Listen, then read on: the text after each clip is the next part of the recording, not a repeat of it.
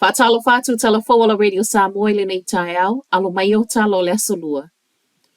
Ua iai nei la pule ngā nua Wellington e se tūlanga le mautonu manunumi, ma ua sauni le malo i se isi ngā yoi ngai whai pe a alu ai mo mia. O saunoanga nei le Minista o Tupe Nicola Willis ana nafi ma le tala e le o mai le malo le tūlanga ua iai nei le pule ngā nua a Wellington. O le vai aso tālu waina palo tai le pule ngā nu e tau fia le whaatau e se ato le tolus fun ma le whapa sene sea. O lo o iai ma lai le Wellington ma o se ngau tele lea mo le pule nu i a Tory whanau. Le ana whinau ma losi i ai ma fua le paketi se fulu tausanga ale a ai. Ona o lea wa mo o mi ai nei le toi sui o lana long-term plan ma whaititia. Leo o atu i leono se lau miliona o tupe whaalu a Wellington. E le whai ngō fiefe suia inga wa iai nei ma i saunoanga le Minista o Tupe.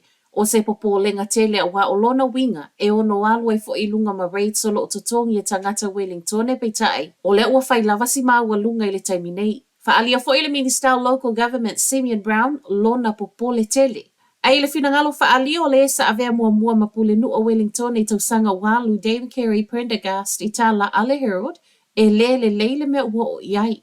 A o whai mai eile malo ia na ia fuanga ma o lo ia tuli mata ia pea i le taimi nei le pule ngā nuu. E fōlinga mai e le ma lia i eile pule nuu ia whānau i le ofi mai fua o le malo i totonu o le li o le pule ngā nuu.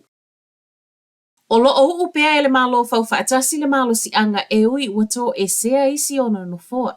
Whaai unga le nei ale palo te whaapolokiki le One News ma o le Labour le ualu i aino fua ua le ai ale pāti le National. O le palota fo ile nei ua whai mai ele fast fulu pasene o tangata ni usila e tali tonu. Wa sili ato na whaale tonu ni usila nai lo le taimi ai ele i whai ale palota. A o le tolu se fulu pasene e tali tonu ua sili ato na le lei. O le wa ato le tausanga le masina le nei, talu na uma le palota tele le ana filifilia mai ele whai ngā malo fau whaatasi o iai. Ma o le unga le palota na whaia wa sauai. E onos fulu ma le tolu no foa whaatu mau o le whai ngā malo fau whaatasi.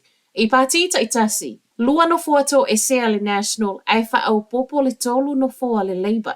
Wha pia fo le Green Party e toi wha au popo le isi ana no foa e tasi. Ai to e sea le tasi le Act, ma le New Zealand First e lua no foto e sea.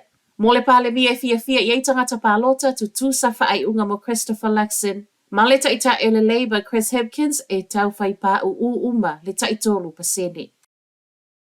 E to atolu tangata au kilani na avi le whalemai ana nafi na ua liki le kesi i se tasi o aonga amata. O le aonga amata le Caterpillars to Butterflies Early Childhood Center Hillcrest i North Shore le ana tupuai. Be tusa o le lata i le tulai sfululua i le awoli. Reporti le Herald e le eisa tamai titi na afiai na o whaia onga o le ana whai nai.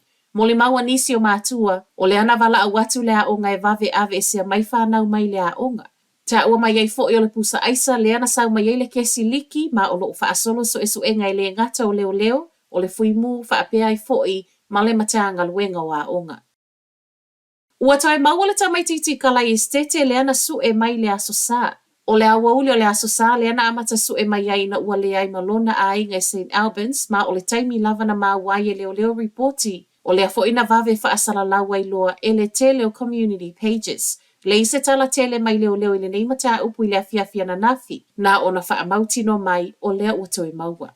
Ma tala wha ai o le tae au, ua wha atonu ina tau si mai waikato i a tau lava o le ngangana ingilisi e feso o ta i ai ngase, a e le ai uma isi ngangana.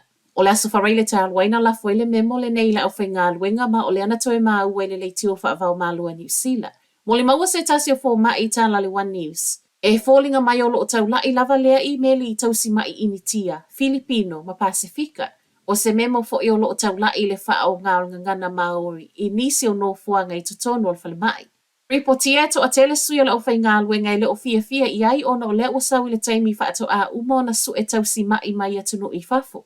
Ai mai le wha atonu au nanga le te whatu wora i Waikato Michelle Sutherland o se memo na tu sia ina ia wha aiti ai le nefu. Ma o le tautalangi a fo ina o le ngangana ingilisi o se anga masani i totonu au nanga whaale soifua malo loina a o se taiala fo i lea i le Nursing Council. O Talafonala Radio Samoa, manuia le nei tai au.